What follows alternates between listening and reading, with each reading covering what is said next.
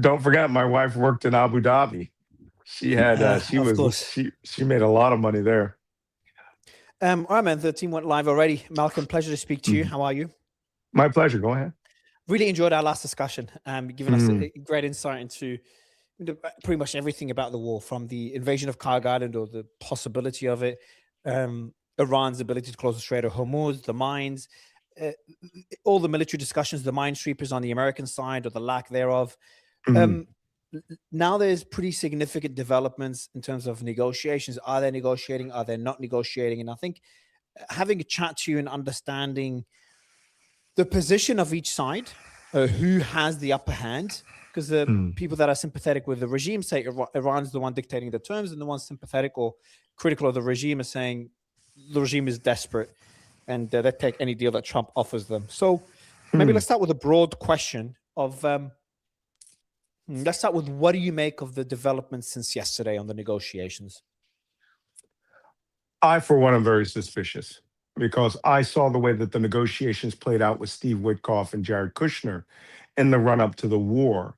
And what we later learned subsequently from Pete Hegseth and Marco Rubio and Donald Trump himself is that it really sort of looked like a form of strategic deception, that they were always going to do this war. They spent months building up into a military operation, and they really had no intention of coming to a deal. Donald Trump wants to deal in maximalisms, right? He wants you to surrender. He wants you to give up everything just at the awesomeness of the fact that he's president of the United States. The Iranians didn't. And we carried out an operation that the U.S. and Iran have both been preparing for since the Iranian Revolution, 1979. So what this last turnabout, where Donald Trump said that he would give Iran a 48-hour ultimatum to essentially open the Strait of Hormuz unilaterally, which, by the way, the Strait of Hormuz is not closed. Insurance companies have closed the Strait of Hormuz. They just won't insure you to carry your cargo through. That's the Iranians, technicality. The reason they don't do that is because Iran's actions intentionally forced them to not to insure ships. I think if Iran reduced their attacks, things change.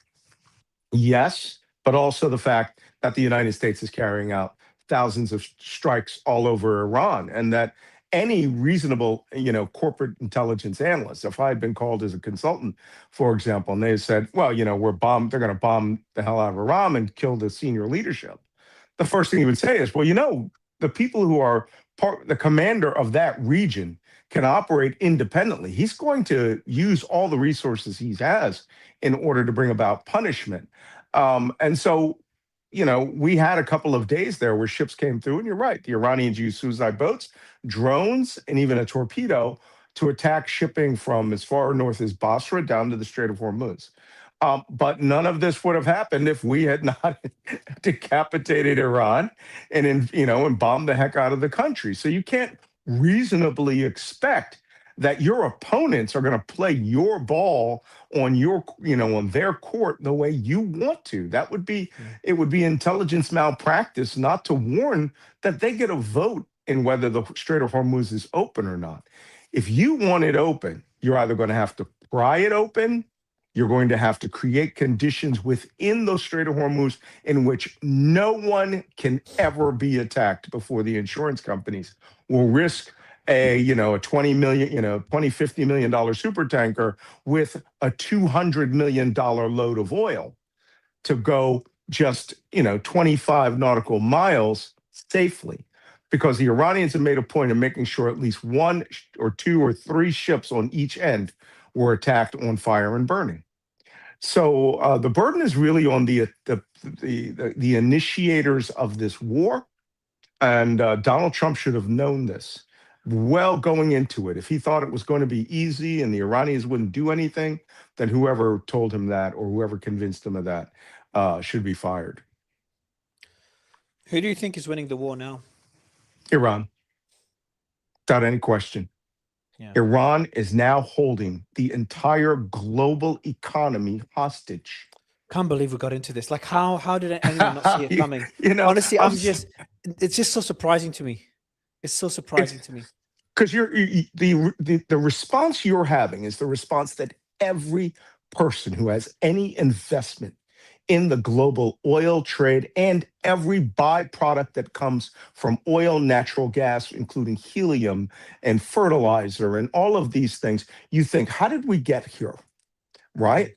Well, it wasn't because there was a permission slip from the Gulf states to go do this. Donald Trump did this in cooperation with Benjamin Netanyahu. I'm sure they briefed the Saudis, and they probably gave them a guarantee that they were going to wipe the Iranian armed forces off the face of the earth and that they would neuter them as a force that could ever attack them again. And as you see, we're on day 25 going into day 26 of this operation, and Tel Aviv is being hit every day by multiple missiles. Gulf states were doing engagements all day today against ballistic missiles and drones, and not at the highest level that we started the war with. But if I were Iran, I'd be playing long ball. I'd be waiting, shooting enough drones to go out for a year, right? To make sure that you understand every day that you supported the American operation is a day that you take one step closer to the collapse of the global economic norms. And guess who that doesn't affect? It doesn't affect Iran.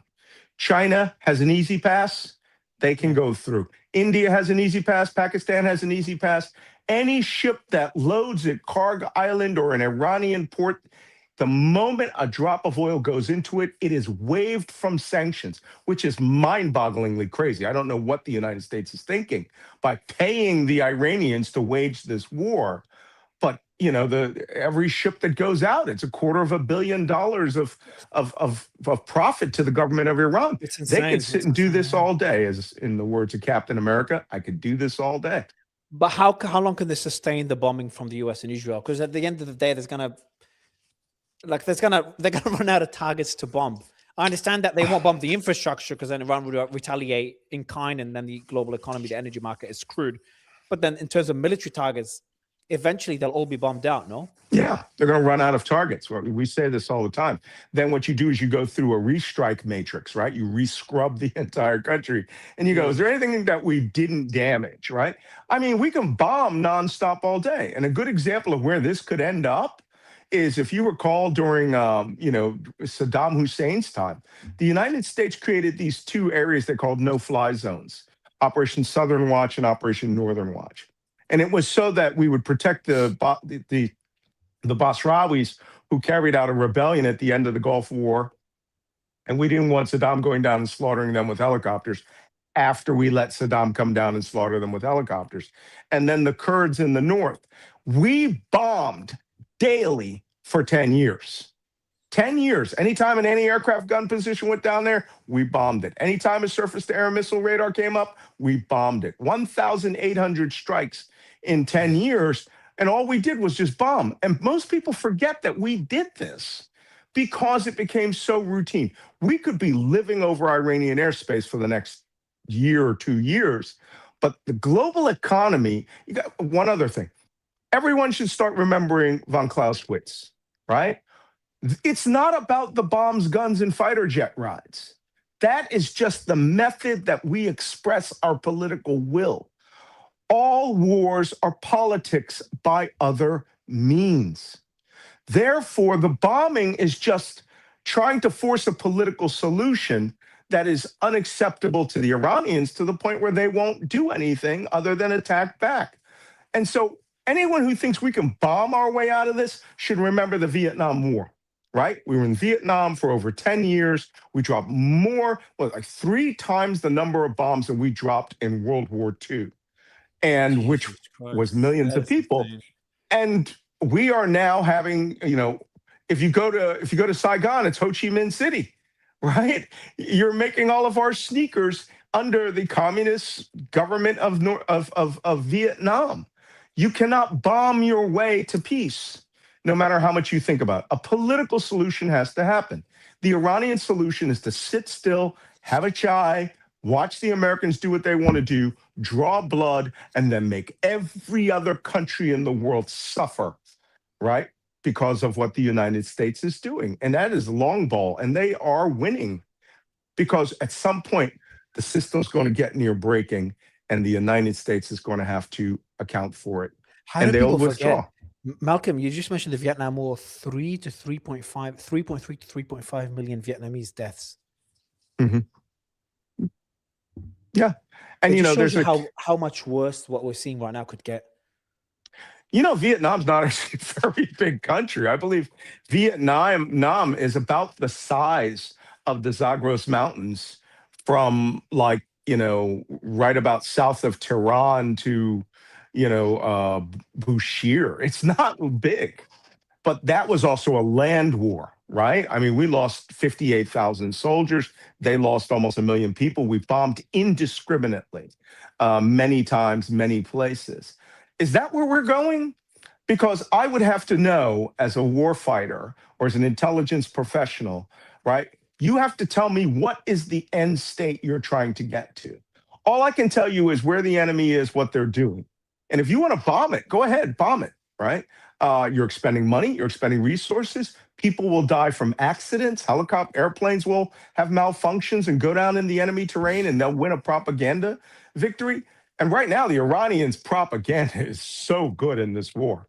I got to tell you, I don't know if you've seen the Lego video they put out the other day. Oh, And as soon as I saw it, I thought, explain to me how the United States was not ready for this.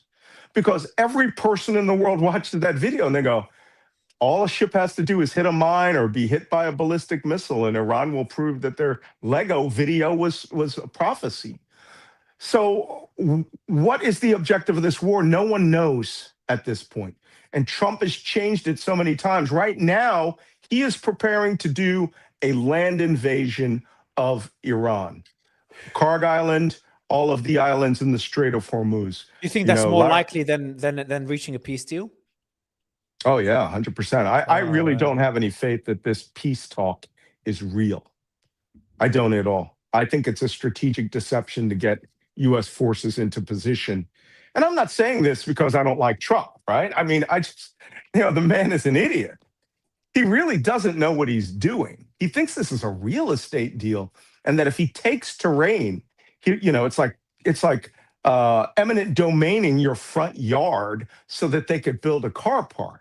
It's not like that. There are 93 million people, and as I see it, I hear from Sky News had teams there who said the average Iranian is getting really mad at the West. They wouldn't support Khamenei, but now they're starting to see it as the West has abandoned us. They hate us. They're racist. They're attacking us.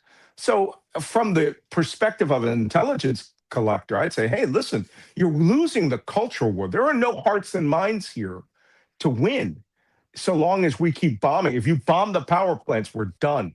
They will take, if we take Karg Island, Iran may punish Kuwait for that by saying, oh, you flew helicopters out of Kuwait, or you flew helicopters out of, the King Fahd military city in Saudi Arabia. We're going to destroy 3 water desalination plants. Kuwait gets 100% of its water out of, That's insane. 100% of its water out of a desal plant that's on the coast. And so make your decision. You can take Karg Island, and like I said the other day, the first thing the Iranians will do, if they don't mine it and bombard it or blow it up themselves, they'll let us have it. And we'll sit there for a few days. And the first thing they'll do is, before lunch, go to the big valve and shut off all the oil to the island. Now you have sand, and you have one shisha bar with nobody in the town, right? And you've killed a bunch of IRGC guys, and there is nothing on that island that is now worth anything to America other than the video of us raising an American flag on Karg Island. The Iraqis thought that too. They wanted to take Karg Island. But, you're going to leave someday. Otherwise, you're going to sit there and you're going to get bombarded for the next year. And then you'll lose hundreds, dozens, if not hundreds of American troops. What are you going to do? Go underground? Hide out in the oil pumping facility? This is madness. Hit it with a drone if you want to cut off the oil. But don't do this. Trump recommended taking it 40 years ago, so he has to do it now. That's crazy talk. That's what Hitler said about the Sudetenland. I want it. I'm going to do it. Right? There's consequences. What do you think Iran would do if their power plants are struck? Oh, Jesus. Let's there are some discussions. That discussion we had about nuclear reactors the other day. This is the human toll of asking that. Iran only, I want to just point something out to you. Iran only gets 3% of its water through desalination plants, and we already hit it. That was the one on Kishem Island and some other small facilities like on Abu Musa, not even Abu Musa. I think they get theirs brought in by barges. But the rest of the country is the Zagros Mountains. And even though they're in a drought, that's a drought for farmland, but it still produces its own water. It has a water table, right? It has runoff of snow that comes down from the mountains. Kuwait is 100% desalination. Saudi Arabia is some crazy number like 80%. 80, 90, Qatar is like in the 90s. UAE, because they have the springs at El Ain and they have the mountains up there in the near the Musandam Peninsula, they actually have only 43% of their water. But if you destroy those desal plants, Dubai's almost 98% of its water. You're going to have to truck in, you're from there, 1 million cases of El Ain water to Dubai and start handing it out on the street corners every day, right? So this is a conundrum. By the way, that is not the worst that Iran could do to the Gulf states, right? You drive by Jebel Ali on your way down to Abu Dhabi, right? You pass the Jumeirah Beach residence. You look to your right. There's like 10 smokestacks there. That is all the power for the city of Dubai. That is the Jebel Ali power complex there. Right next to it is the desalination plant, then the container port.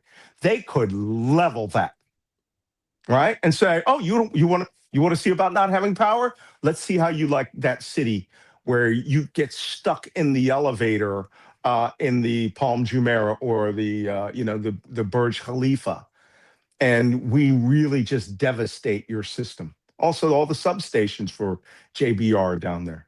And I know, because I saw that place when there was nothing between Dubai Creek and Jebel Ali, except for one port. I mean, that place has been built up, and you could cause real punishment with that. Yes, they could replace it in 2 or 3 years. But how are you going to get it through if the Strait of Hormuz is closed? You're going to truck over everything? That is not the most painful thing that can happen here. Direct war. The Iranians landing in Saudi Arabia, or you never know, coming across the Musandam Peninsula. Yeah, all their troops haven't been used yet. If they start using their troops, that's something I haven't even discussed. And people think that, hey, Malcolm, this is conventional warfare. The Americans have complete air dominance, total air supremacy. Guys in pickup trucks are hard to get. Yes, you could have 300 Toyota Land Cruisers and they all go down one highway and you try to bomb them. I've done that in Kuwait when the Iraqis were trying to run away. These guys aren't stupid enough to come down in 100 pickup truck convoys with big ISIS flags shouting Ya Hussein. They're not. They're going to come in some clever asymmetric way, buses. They're going to watch where you're not, and they're going to come and they're going to move around and they're going to like the Russians did in Ukraine. Well, no, because the way the Russians did in Ukraine was stupid.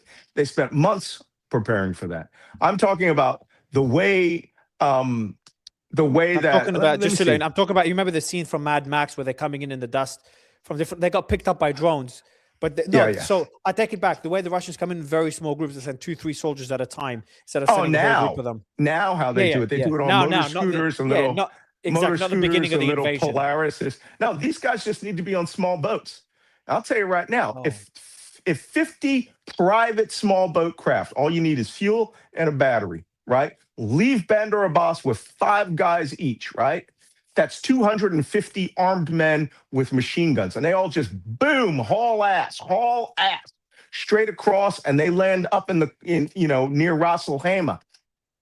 Your army can't respond to that fast enough. And I know, I've worked with the UAE army, and they get a toehold, and they just start doing gun battles with the cops. And then they cut off the highway. And then suddenly 200 more guys come through while the U.S. is trying to strike all these aircraft. People are going, oh, this is fantasy. No, it's not. You have to think about this. Then while you're thinking about that, they're halfway from Ras Al Khaimah, and they're entering Sharjah. And now they're in an urban area on the north side of Dubai that almost blends into the city of Dubai. And you have running gun battles. You want an equivalent? October 7th and the first 2 I was hours thinking of the morning. that exact thing. I was thinking Think that. about how the Palestinians were, when I saw they were in Ashkelon, right? And I'm like, they're shooting civilians in Ashkelon. Imagine that on a large scale. The Iranians can make this worse for you, right? The question is, what is the off ramps of this so that the global economy comes back on? Everybody feels like they have something. And I'm afraid to say Trump is at some point going to have to declare victory, cut his losses, and let the system go back in. But Iran, so long as geography exists and there are 93 million people and the IRGC has control, the Strait of Hormuz is for them to control. And that's just hard reality. That's just hard reality. You can't change the geography. You're not going to build a canal going from Al Ruwais over to Oman, right? It's just geography. So if they do want to invade the Gulf, well, I'm just looking at the map right now. So you talked about them coming to UAE that shares the closest border. There's Kuwait that shares a direct border with Iran. What's the easiest path for them to invade to start using ground troops?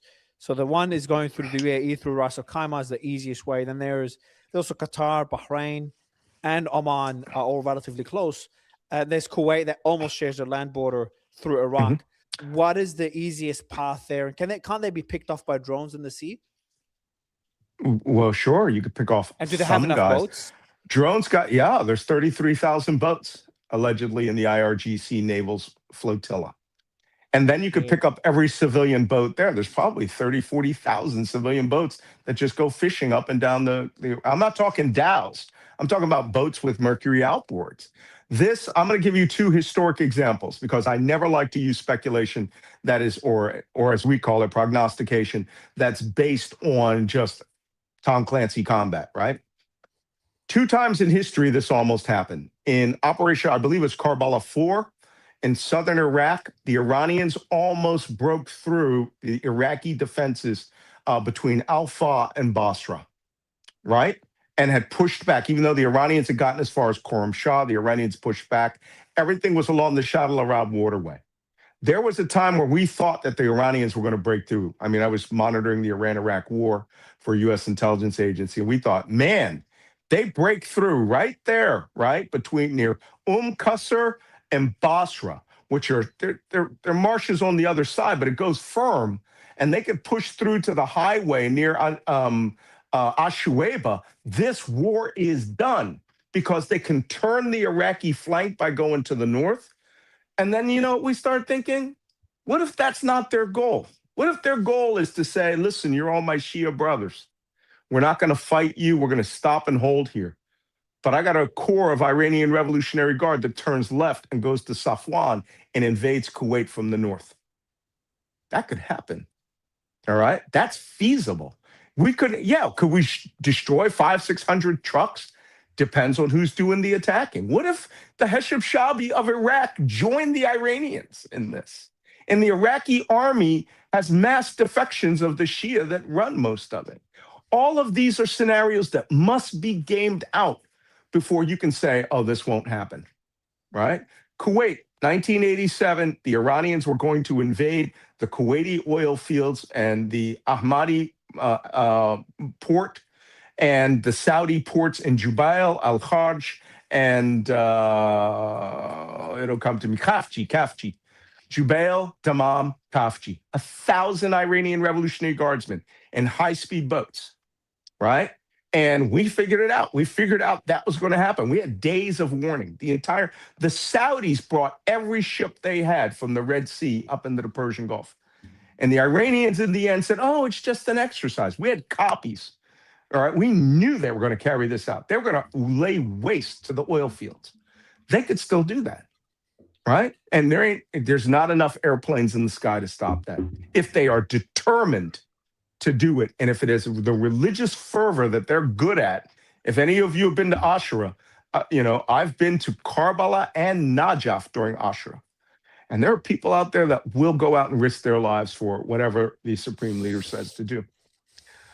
These are bad scenarios. And you know what? And they're worse than blowing up the water and the power plants.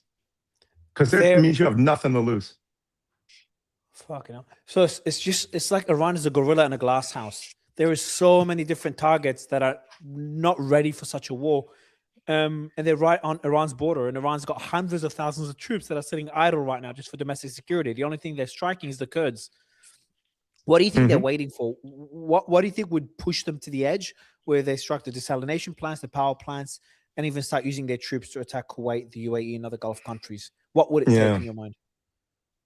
Something extreme. I mean, extreme, like crazy extreme, right? Let's say Trump can't get forces into Yazid Mountain, which is in western Iraq, that's still firing off ballistic missiles, by the way. The Israelis have hit this place every day. The Americans have hit this place every day. It's the ballistic missile city. They still seem to manage it. What if somebody makes him crazy and he decides to put a very small tactical nuclear weapon in there, collapse the place on itself, right? Show national resolve. It can be done. At that point, the whole world will, one, abandon the United States as crazy, right? And two, the Iranians may say, we're going to change this whole map, right?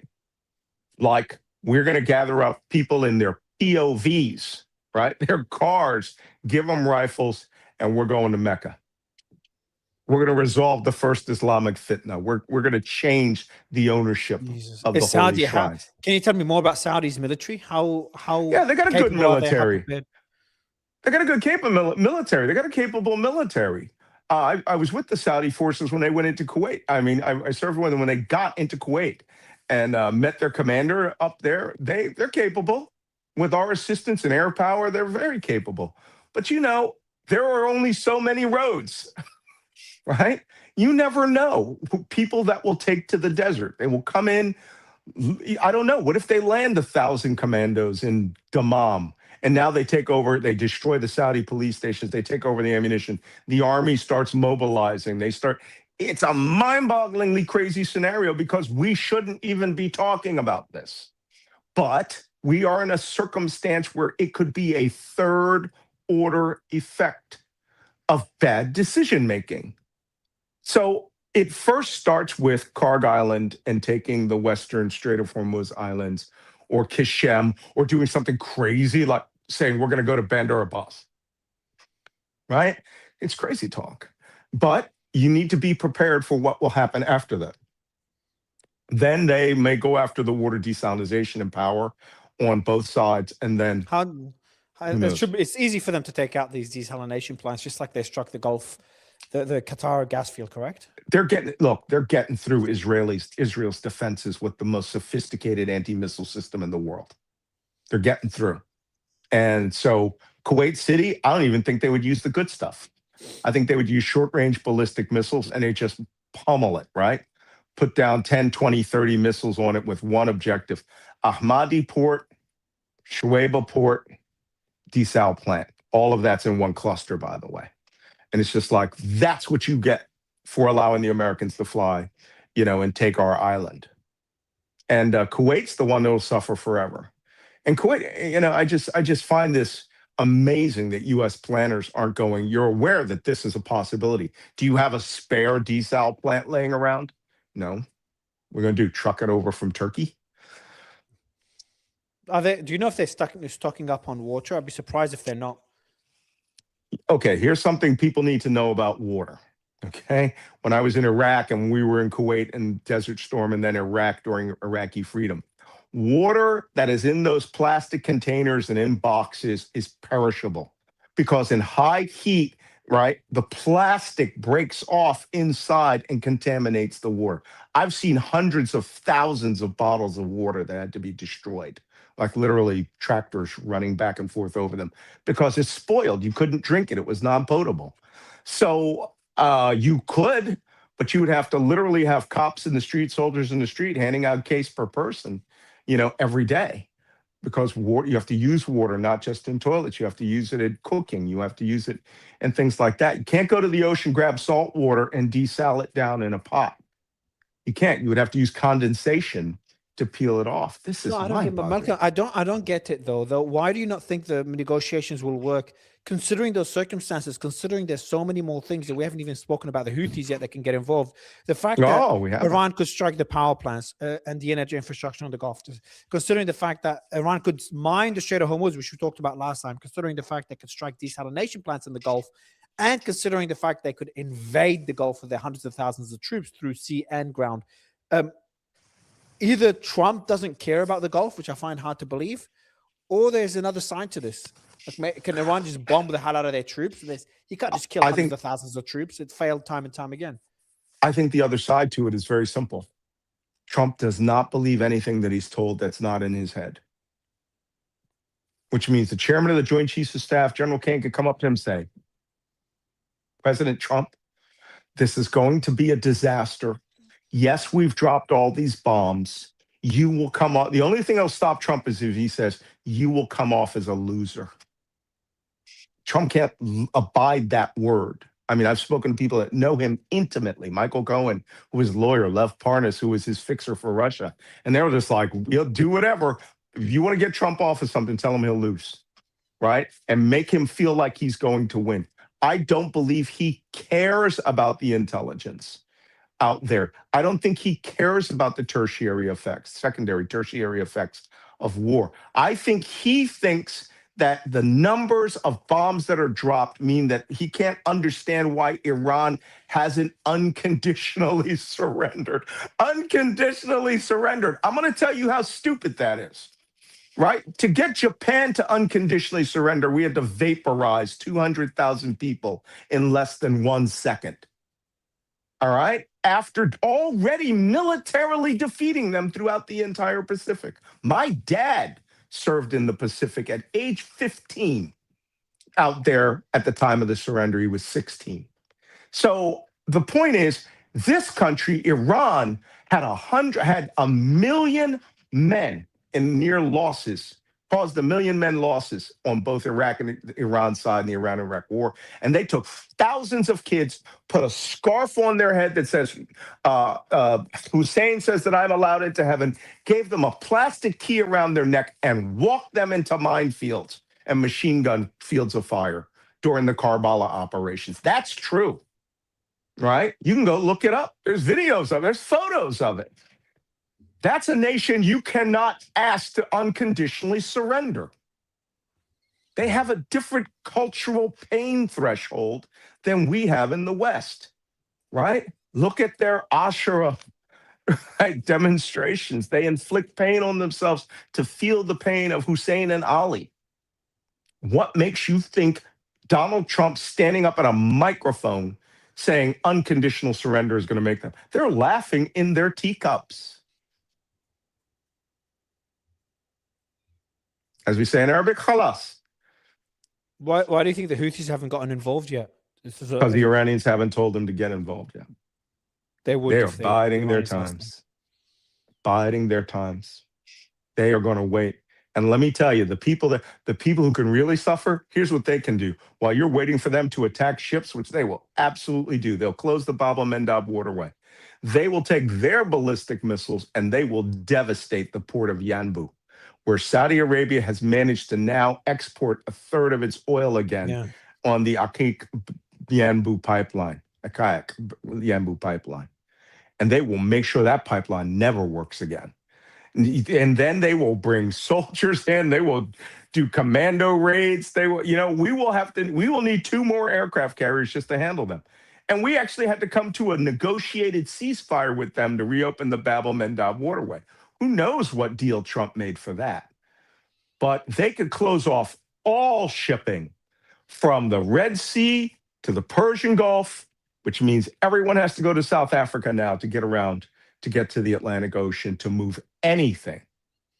This is madness. We really should have thought about this in advance. And there's no U.S. Navy or coalition resources in the Red Sea to handle that. And by the way, we don't know what they've been stockpiling since we stopped fighting them last year. No idea how many ballistic missiles they have. We know they're short one helicopters, so they can't go landing on ships. They have suicide boats, they have suicide torpedoes, they have suicide commandos. If they come into this war, things are going to, you will see $200 a barrel oil.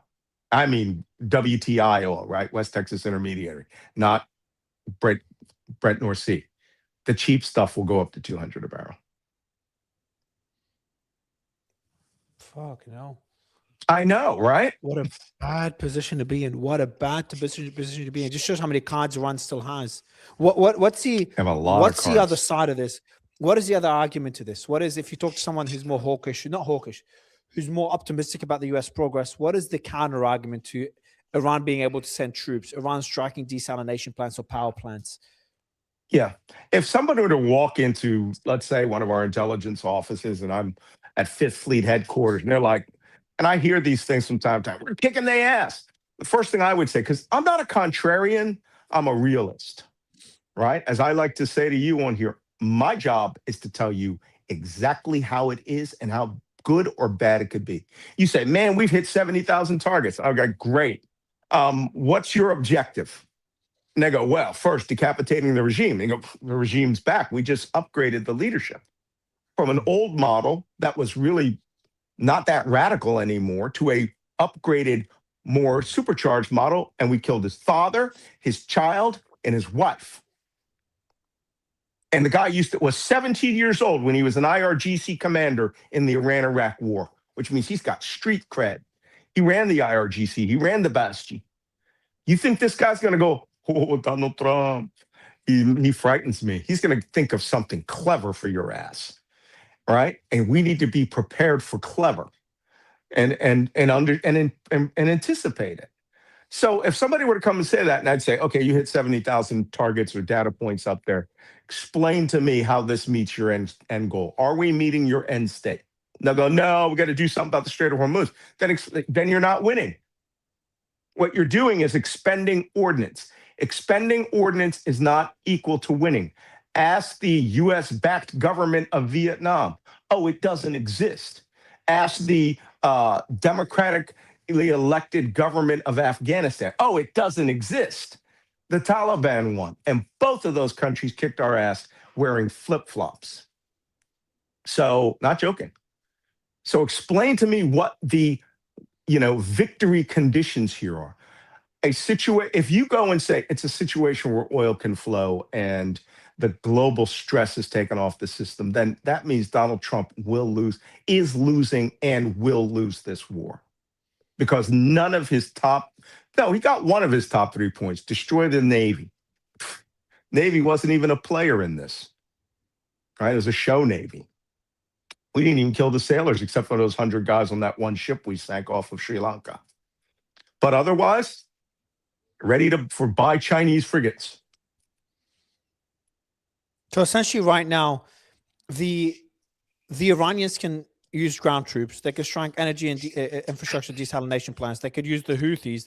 They can mine the Strait of Hormuz. That's still very possible. It's not hard to do, correct? No, it's not hard to do. You could do it in an hour. If it hasn't already been done. There's been indications that some mines have been out there, but they said only a dozen. You know what they mean by only a dozen? They only saw a dozen at the time they imaged that place. What if you missed the 3, 4, 5, 6 other boats and you just saw the last boat going out? Would it doesn't even make a difference, or it's more of a warning shot? One will make a difference. One that is seen or hit by a ship, nobody's going to insure those ships. Now, oil tankers can take hits. Really, I'm going to tell you something. Oil tankers are what we call de facto minesweepers, right? Just run them straight through and let them take a hit. They're huge. Most have double hulls.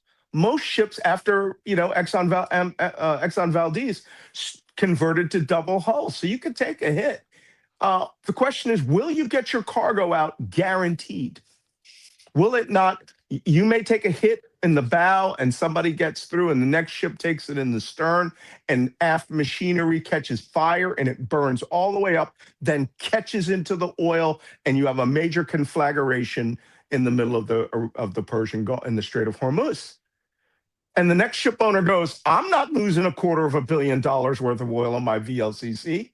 We're going to sit here until enough political pressure and financial and economic pressure forces Trump to declare victory and this stops, because that's how this is going to end.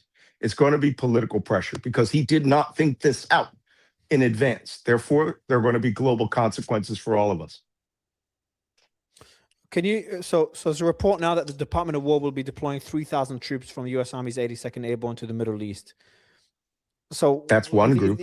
These are elite paratroopers. What's the objective here? Like, is it really preparing for a ground operation? And what's their target? Good question. If that's supposed to be some sort of card, go ahead. Where are they going to jump into? I'll tell you where they're not going to jump. We talked about this the other day. They are not going to parachute into Karg Island. It's 8 kilometers by 2 kilometers. And 60, you land, what are you going to do? You're going to land in the oil field? You're going to land in the pumping station? You can fly over on a helicopter. That's what these special operations movements we've seen in the last few days are, going to, this base in Israel and this base in Jordan. That's the assault troops, the Rangers, the other special forces. 3,000 paratroopers, what are you going to do? Land in Bandar Abbas? 3,000. It's not the number of men, Mario. It's how much water they can carry with them. And when they drink those 2 quarts of water, who's bringing them more water?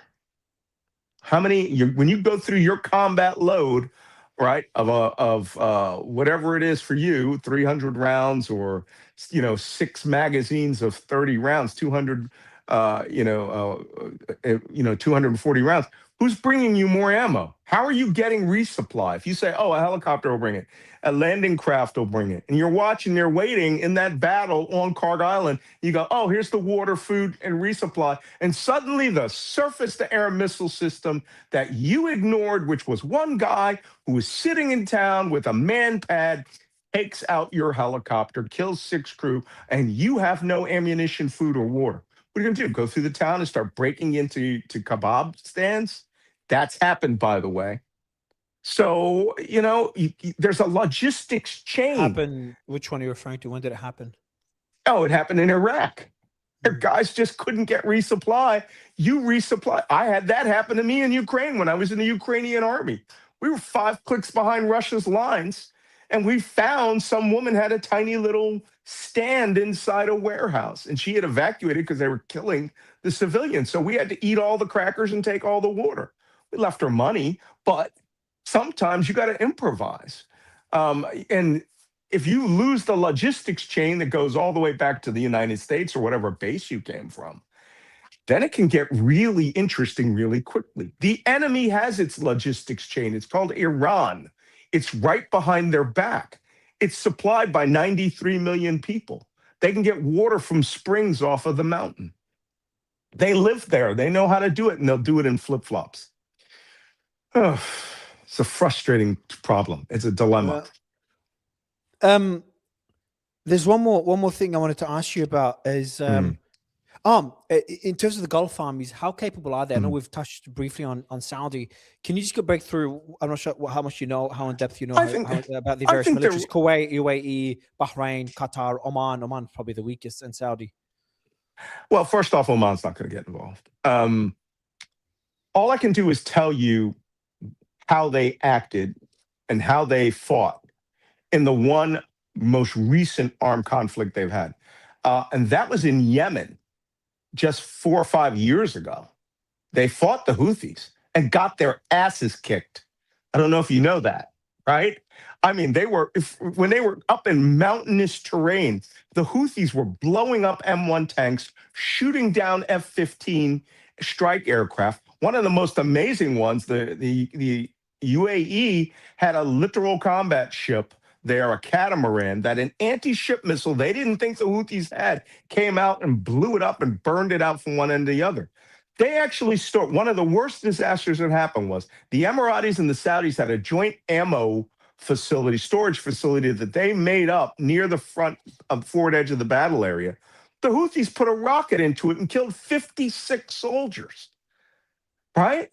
Because they have some experience, but they're not very experienced. If you get them into a tank battle where they all get into their tanks and it's tank to tank, you can do that. If it's tank versus 10 guys with machine guns, they can probably hold their own. Who right? trains the Houthis? Just mainly supplied by Iran. 100% by Iran. They are just a Shia cult that operates there, right? They are a proxy state of Iran. They have ballistic missiles that bombard Israel, right? And they haven't fought in the last year, which means up until February 28th, they were being secretly resupplied by Iran. And they didn't use everything when they fought, in the bombarded Israel over the Gaza war. So they could make things even more interesting. They could come down from the mountains and try to take Jeddah.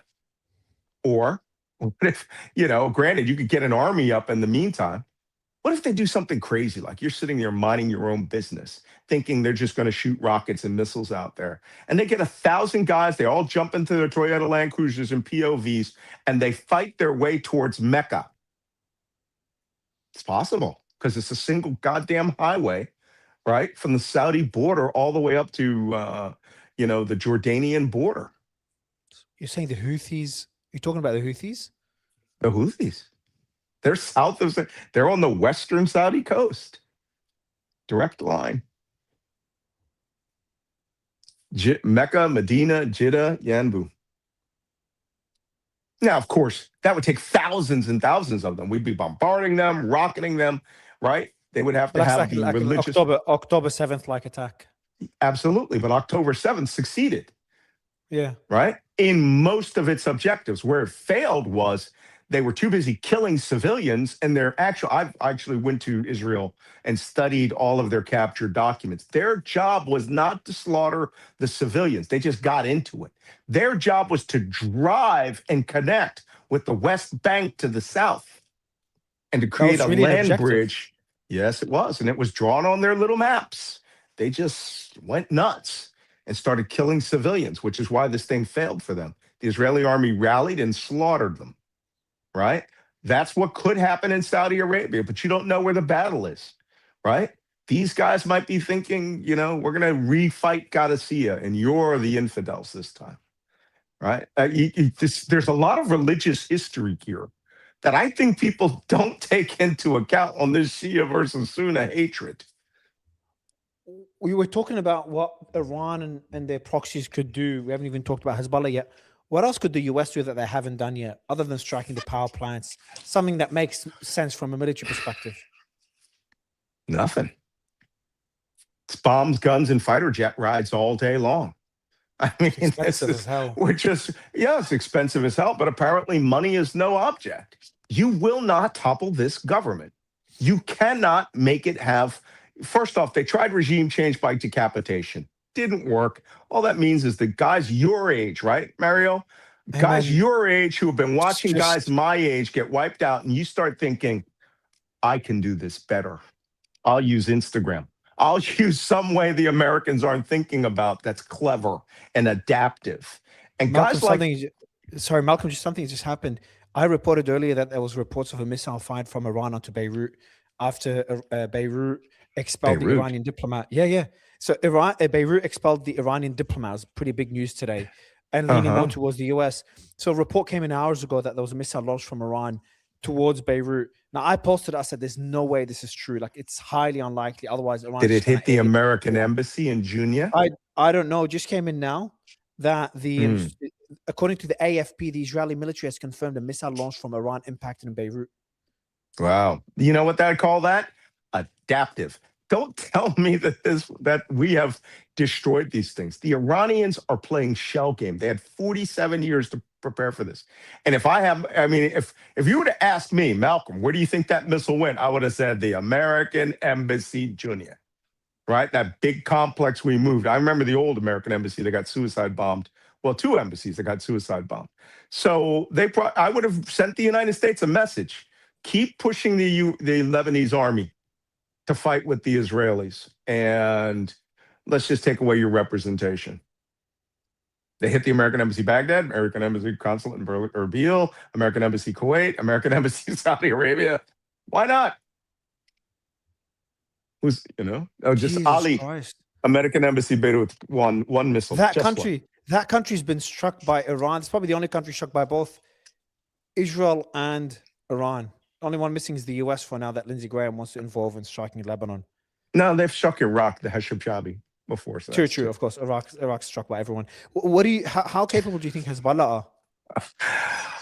I don't know. When it comes to a ground fight, which is what we're seeing here, that's just motivation. That's manpower. Yeah, you decapitated all the senior leaders, but those guys were like captains, right? The guys you didn't kill were the sergeants. And the guys who have now, over 2 years, gestated into combat commanders, young guys, the guys who are playing soccer every day. The reason that they could, can I point out to you, combat in Gaza has not ended, right? 3 years True. on. Right? So you think, I've been to southern Lebanon, I've been all over that place.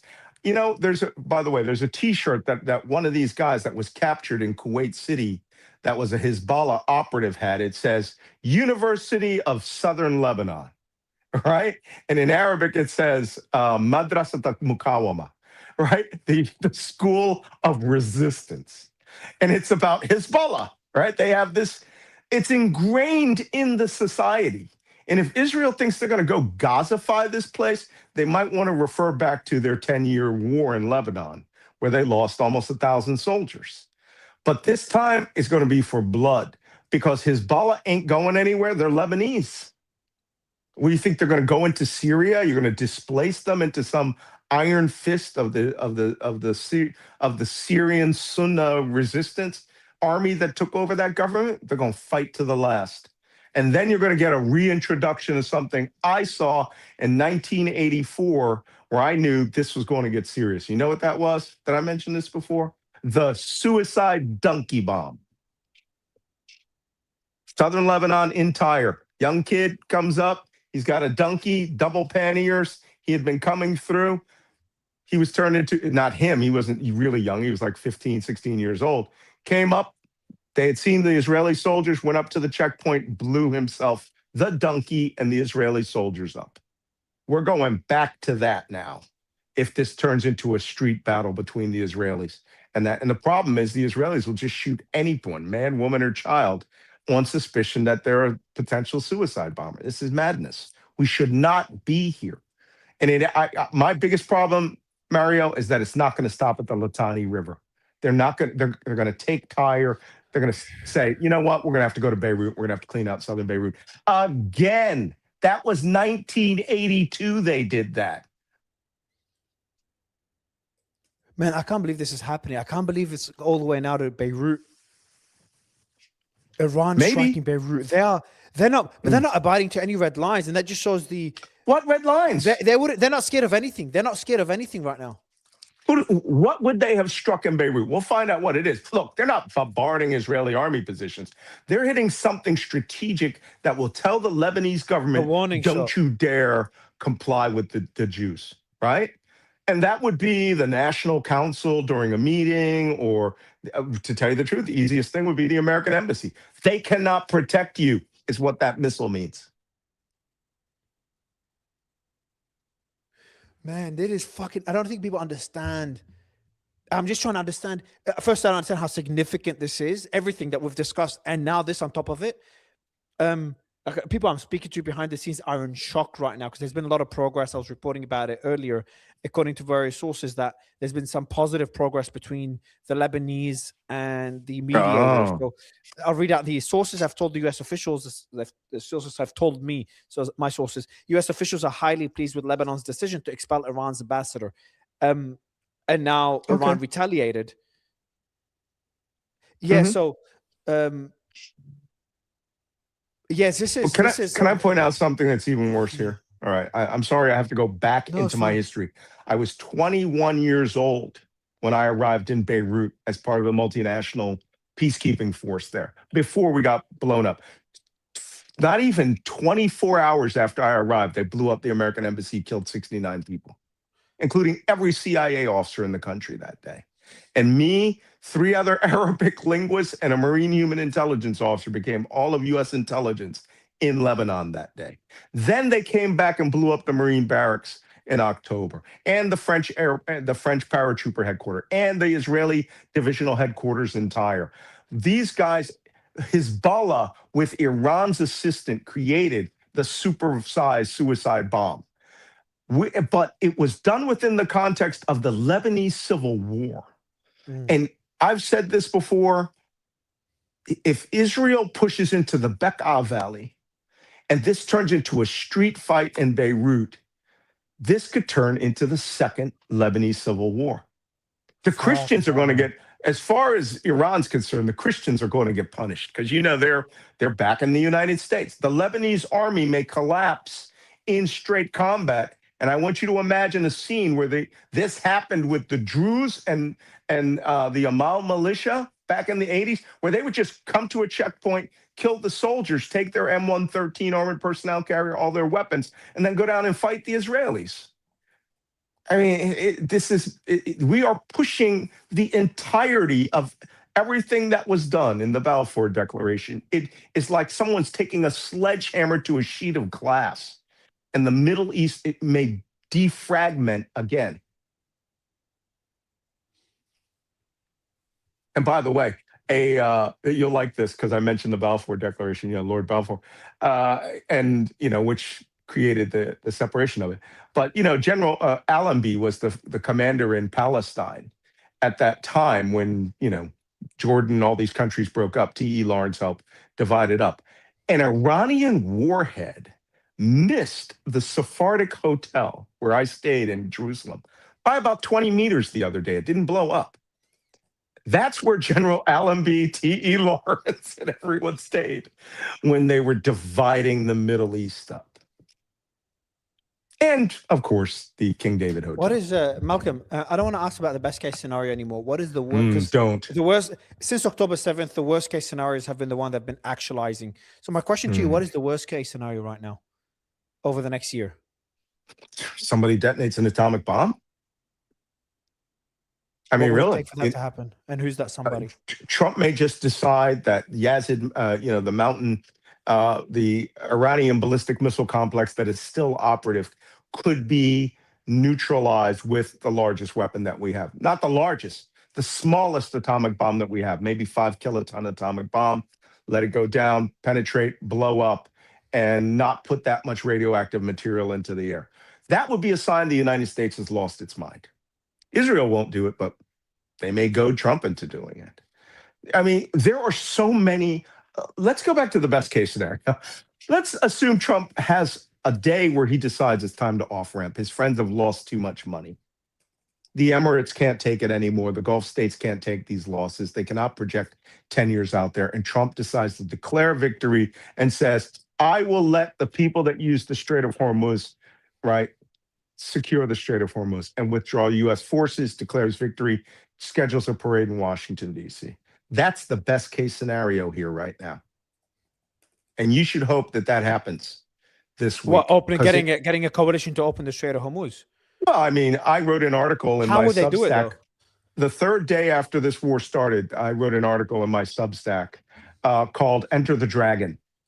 And the Chinese could decide to intervene by saying, hey, listen. Why would they? Why would they, though? They're getting their ships through anywhere. And Iran is asking ships to pay in yuan. Iran's giving gifts to China. Well, but if China sends like a 3 or 4 frigate flotilla up and says, we, as an act of goodwill, will work with the Iranians to reopen it, and our ships will be stationed at the beginning of the Strait of Hormuz, the end of the Strait of Hormuz, between Larak Island, and Iran goes, yes, we trust the Chinese. We are ceasing all operations. Then the ships start flowing through, and who becomes the adult on the global room? Iran. But if the U.S. Navy comes back, Iran says, we're going to shoot at you. All right? China could change this game completely. They could fly into Tehran and say, we're reopening Mashhad Air Base, airport. We are going to work with them, and they're going to exchange for radars and the new Navy and all of these things. And Iran decides we are going to become, or China decides we're going to become Iran's bestest friend, and we're going to get all the AOL. So Iran becomes the peacemaker. Iran becomes the security guarantor. China becomes the China and the peacemaker. Iran. Sorry, my bad. China will become the peacemaker. China becomes the security guarantor for Iran. So let's go to Trump's terms. Iran's requests. Less so than Trump's requests. So Trump's requests, we've discussed them at length. We'll do it again. Iran's requests are initially their request was for the US to pull out of the Gulf. That's not going to happen. And funny enough, yeah, exactly. But in the last 24 hours, they've removed that request. So the new ones, not the new ones, the ones that remained are security guarantees is number one. Number two is lifting of sanctions. And number three is already reparations. happened. So exactly. So I'll tell you my thoughts. Lifting of the sanctions, I think they will remove it. I think Trump would do so if there's enough interest for him. If the US could do some business in Iran, Iran folds in some ways, concedes in some ways to allowing US business interests into the region, then Trump could lift the sanctions. That's number one. Number two, reparations. I think it could happen, but not labeled as reparations. Iran, so there'd be similar to Venezuela, business investments by American companies. Trump will call it a great business deal for the country. We made a lot of money like we were going to do in Ukraine. Iran calls it, hey, reparations. We're making money now from the US. So they can be, there's a way to twist this for both sides. And the last one is in terms of security guarantees. I don't think Iran needs it. Iran has proven in this war that their security guarantee, their deterrent is already what they have. Their ability to close the straits and cause havoc in the Gulf. So that's why I think the bonds by Iran could actually be accepted by the administration. I just want to clear one thing up. You will never see Iran allow U.S. companies to come in and invest. Now, if you want to invest in a Chinese company that comes into Iran and does things, sure. You want to invest in a Pakistani company or some country that's neutral like Turkey, sure. But you will not see an American come into that country, or even same with reparations, right? Money can fall off a truck into Iran's account, or we could see that, some Gulf states will allow some tiny share to secretly be transferred to Iran. But the United States will not pay reparations. We're just going to walk away from this and declare it a victory. That is the single best thing that can happen in this war right now, to return economic and financial stability to the world. Because at some point here, we already found that the naphtha that is used or the urea, nitrogen, that is used in fertilizer may collapse the U.S. corn crop.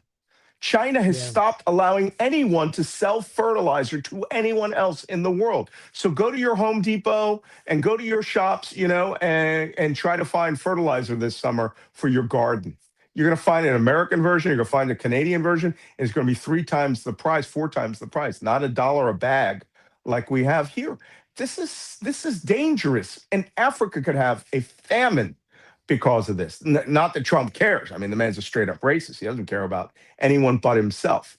So the best thing that can happen here is maybe China comes in and gives some guarantees, gets the strait open. The Iranians will do whatever the Chinese say, because that means salvation of the regime. Everything goes back to normal. It looks like Iran is helping close that, keep the Gulf open. Even the French and everybody will be allowed in and out. But U.S. carriers, everybody else has got to go. And I wouldn't be surprised if you saw Bahrain say, the U.S. Navy base in Manama has been just devastated. I used to work there. Yeah, we don't need that base anymore. How important are these bases? Well, they're important to attacking Iran. That's it. That's all they're there for, is to provide security guarantees against aggression from Iran. And let's be honest, ladies and gentlemen, that's failed. It's failed. The best thing we can do, if the Saudis were smart, they would create a GCC NATO where air defense, they buy another $500 billion worth of air defense and they defend themselves. Right? And then Iran has no complaint. They have enough defensive weapon systems so that Iran can't come after them. But it's America's presence. How capable would a Gulf NATO be against Iran? Well, their air defense has been pretty good. And I think their navies and air forces have been very pretty good. Impressive. The UAE has been incredible. And now with the Ukrainians on their side, they can take out those Shahed drones. They'll be creating anti-drone factories here soon enough.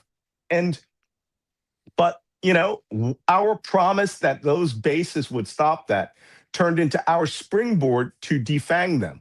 They're not defanged. They have 10 sets of fangs. We took out 2.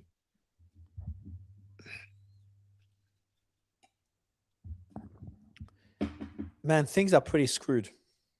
When you talk to me, the hard reality of how screwed they are is real. And I'm not doing this because I like to be a contrarian. I do it because I will not allow people to go into a dangerous situation and think that it's safe. And we need to understand where the dangers are. Then you counteract them. I am not seeing the proper counteraction to keep us all, our families, and our economies safe. All right, man. Well, Malcolm, incredible analysis as always. Always a pleasure to have you, man. Hopefully, like I'd say this is the first time, and I've said it a few times today, the first day of yesterday and today of like positive developments. At least there's some negotiations behind the scenes. I wouldn't be surprised if Trump seeks an off-ramp, paint it as a win. Now it's looking more and more likely he needs an off-ramp. Will Iran accept? That's a different discussion. Depends on what terms. Look, you've been in a D1. You just need to know if these guys are going to drink tea or if someone's bought a dagger. That's all you need to know. All right, brother. Thank you so much, Malcolm. All right. So kind of you. Take care. Man.